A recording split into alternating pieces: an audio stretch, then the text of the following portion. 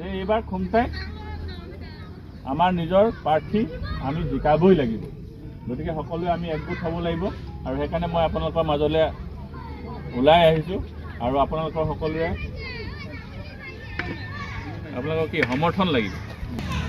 আমি জনগোষ্ঠীটো শক্তিশালী হ'ব পাৰিম।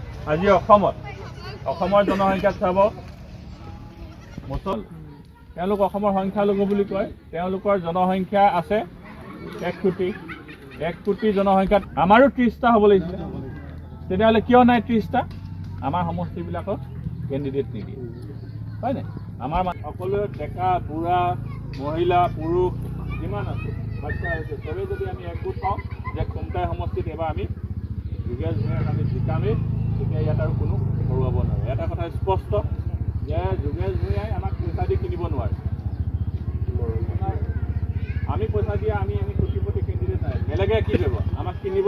হয়, আমি আমাৰ যিটো ৰাজনৈতিক অধিকাৰ এই অধিকাৰ সম্পৰ্কে আমি ৰাইজৰ মাজত সজাগতা সৃষ্টি কৰি আছোঁ।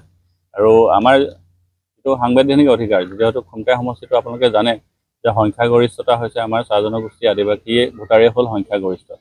গতিকে সংখ্যাগৰিষ্ঠ থকা এটা সমষ্টিত আমি এজন চাহ জনগোষ্ঠী প্ৰাৰ্থীক জয়যুক্ত কৰিবৰ কাৰণে আমি ৰাজনৈতিকভাৱে সক্ৰিয় হ'বৰ কাৰণে আমি ৰাইজৰ মাজত আহিছোঁ আৰু ৰাইজৰ পৰা মত বিনিময় লৈছোঁ।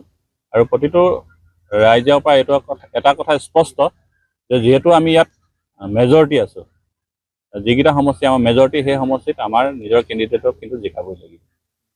সেই উদ্দেশ্যলৈ মই ৰাইজৰ মাজত আহিছোঁ। ৰাইজে সহযোগ কৰিছে আৰু সকলো ৰাইজে এইটোৱে বিচাৰিছে যে আমাৰ জনগোষ্ঠীৰ এজন যোগ্য ব্যক্তিক প্ৰতিনিধিত্ব হ'ব লাগে। আৰু সকলোৱে মতামতবিলাক লৈ আছোঁ।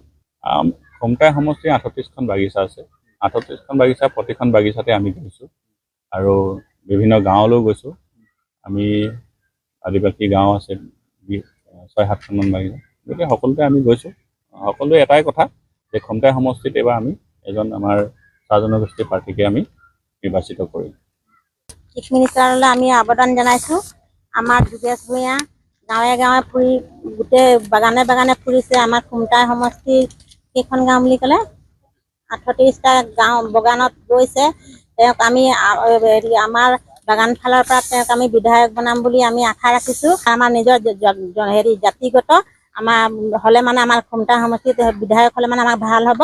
আৰু আগতে যদিও নাছিলে আমি তেতিয়া ধৰক আমাৰ একো আপত্তি নাছিলে। এতিয়া আমাৰ ল'ৰাবিলাক ধৰক এতিয়া আছে বুলি পেলাই কোৱাৰ কাৰণে আমাক আশা লাগিছে। আমাক এজন বিধায়ক আমাৰ নিজৰ চাহ জনজাতিক লাগে। সঁচাকৈ আজি আমাৰ মাজত যোগেশ ভূঞা ডাঙৰীয়া আহি উপস্থিত হোৱাৰ কাৰণে আমাৰ সকলো ৰাইজে আনন্দময়। আৰু আমি এয়ে বিচাৰিছোঁ যে আমাৰ যিটো নেকি সংখ্যাগৰিষ্ঠ সমষ্টি, যিটো ভোটাৰ মেজৰিটিটো বেছি আছে খুমটাই সমষ্টি, তাত আমি সকলোৱে যোগেশ ভূঞা ডাঙৰীয়াক সকলোৱে প্ৰাৰ্থিত্ব হিচাপে বিচাৰিছোঁ। তেওঁ এজন আমাৰ মাজৰ সক্ৰিয় আৰু যোগ্যতা ব্যক্তি হয়।